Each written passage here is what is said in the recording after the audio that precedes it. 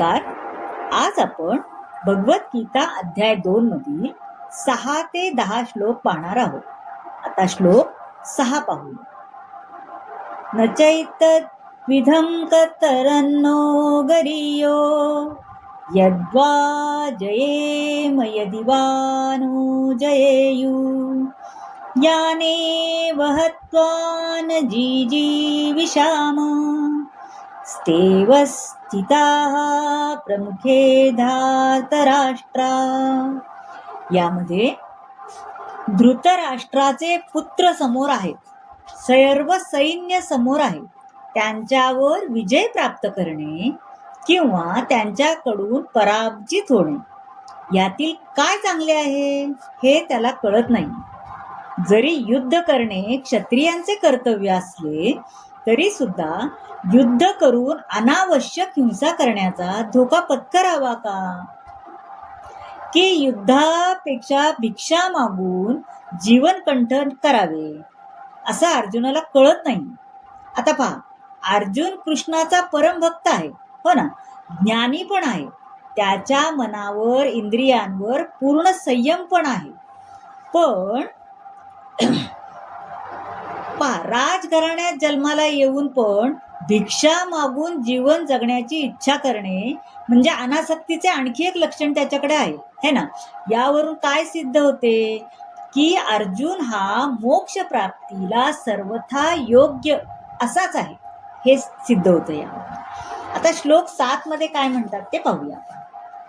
कार्पण्य दोषोपहत स्वभावा पृच्छामि त्वा धर्म समूढचेताः यश्चेयसा निश्चितं ब्रूहि तन्मे शिष्यस्तेऽहं शान्तिमात्वा प्रपन्नम्. आता यामध्ये काय आहे, कार्पण्य म्हणजे दुर्बलता, दैन्य. अर्जुन म्हणतो माझ्या दुर्बलतेमुळे, मनाचं दुर्बलच आहे झालंय ना तो सध्या, माझ्या दुर्बलतेमुळे मी माझ्या कर्तव्याबद्दल अगदी गोंधळून गेलो आहे. माझी मनःशांती नष्ट झालेली आहे, है ना. आता मी काय करू हे मला कळत नाही. हे मी तुम्हालाच विचारतो, भगवान तुम्हीच मला सांगा की मी आता काय करू. मी तुमचा शिष्य आहे आणि तुम्हाला शरण पण आलेलो आहे. आता पहा, काही संकट आले किंवा आपल्या जीवनात काही गुंतागुंतीचे जर प्रसंग आले तर आपण आधी देवाकडे जातो, है ना, आपल्या आध्यात्मिक गुरूंकडे पण जातो. मग मन शांत होते आपलं. गुरु सल्ला देतात, मार्ग दाखवतात. यासाठी या श्लोकात असं सांगितले की भौतिक गोंधळात खितपत न पडता आध्यात्मिक गुरूंचा आश्रय घेतला पाहिजे. हेच या श्लोकाचं तात्पर्य है ना. आता श्लोक 8 मध्ये काय आहे ते पाहूया. नहि प्रपश्यामि ममापनुद्यात्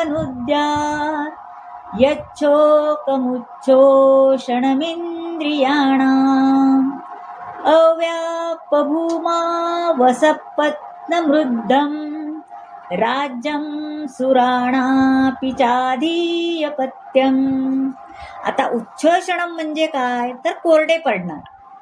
ज्या योगे माझ्या इंद्रियांना शुष्क पडण्याचा म्हणजे शोकाला, दुःखाला नाहीसे करता येईल असा उपायच काही मला दिसत नाहीये. सार्वभौमत्व असलेले, वैभवशाली आणि प्रतिस्पर्धी नसलेले राज्य प्राप्त करून सुद्धा मला या शोकाचे निराकरण करता येणार आहे का तर नाही. मला सगळं मिळालं तरी मला दुःखच असणार आहे. अर्जुनाने अनेक युक्तिवाद केले कृष्णापुढे, पण त्याचा आध्यात्मिक गुरु म्हणून भगवान श्रीकृष्ण त्याच्या सहाय्याशिवाय तो आपल्या समस्या सोडवू शकतच नाही ना. काही असलं तरी शेवटी गुरु समस्या सोडवणार.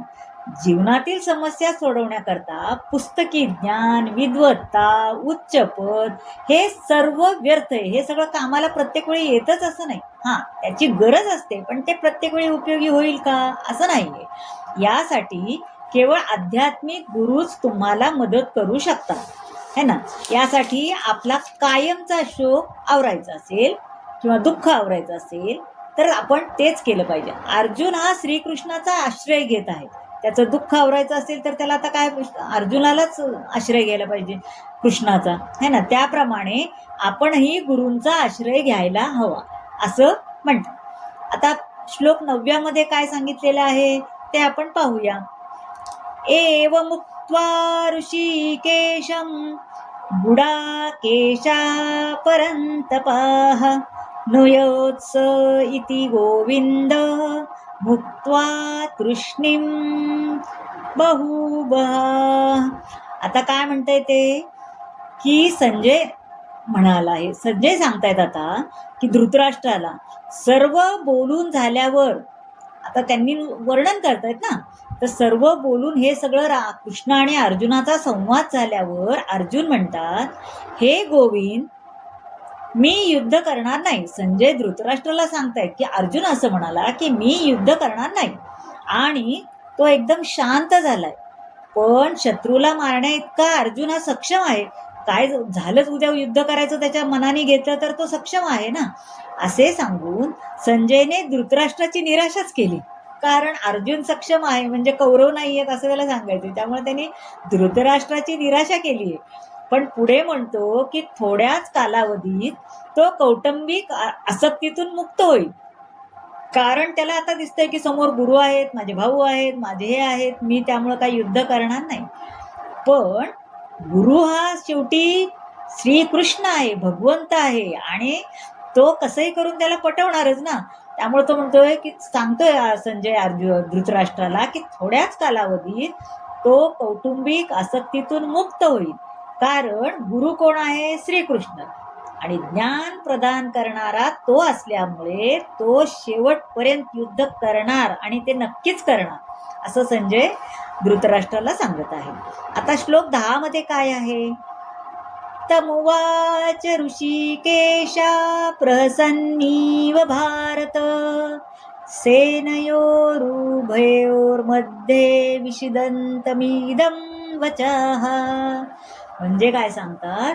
हे भरतवंशजा, त्यावेळी दोन्ही सैन्यांमध्ये उभं राहून हास्य करीत श्रीकृष्ण खिन्न झालेल्या अर्जुनाला म्हणाले, हे भरतवंशजा, ऋषिकेश आणि गुडाकेश या 2 घनिष्ठ मित्रांमध्ये संभाषण चालले आहे. मित्र या नात्याने काय, दोघं एकाच पातळीवर. मित्र आपण म्हणजे सखा म्हणतो, मित्राला सगळं सांगतो आपण, त्याचं सगळं ऐकतो, है ना. पण त्याच वेळी एकाने स्वेच्छेने दुसऱ्याचं शिष्यत्व पत्करले. म्हणजे आता श्रीकृष्णाचं अर्जुनाने शिष्यत्व पत्करले आहे ना. तरी सुद्धा भक्तासाठी भगवंत हे मित्रच आहे. पुत्र किंवा प्रियकर यापैकी कोणताही संबंध ठेवण्यास गुरु तयार असतात. गुरु आपल्याला सगळंच मानतात ना, तुमच्यासाठी मी सगळं काही पण करतो, आणि तेव्हा ते गुरु असतात. गुरु जर आपल्याला नाही मीच गुरु आहे आणि तू काहीच करायचं नाही असं म्हटलं तर ते शक्य नाही होत ना. सगळं बनण्यासाठी जेव्हा गुरु तयार असतात तेव्हा ते गुरु असतात, आणि तेव्हा शिष्याबरोबर गुरुप्रमाणेच संभाषण करतात. आता काय आहे, भगवद्गीतेतील हा संवाद मंडळी फक्त विशिष्ट व्यक्ती, समाज, जातींसाठी नसून तो सर्वांसाठी आहे, है ना. आणि त्याचे श्रवण करण्याचा मित्र, शत्रू दोघांना पण समान अधिकार आहे. का तर हे सगळं मित्राची, गुरु शिष्य पण आणि मित्र सखा सगळे एकमेकाशी बोलतात, है ना. त्यामुळं यांनी सांगितले की हे श्रवण करण्याचा अधिकार सगळ्यांना आहे. शत्रू पण असला तरी ऐकायचं, मित्र पण असला तरी त्यांनीही ऐकायचं, दोघांना समान अधिकार आहे. तर मंडळी, आजचा इंटरेस्टिंग हा भाग कसा वाटला तुम्हाला नक्की सांगा. आणि हो, चॅनलला नक्की सबस्क्राईब करा, लाईक करा, कमेंट करा, तुम्हाला काय वाटतं ते नक्की कमेंटमध्ये सांगा.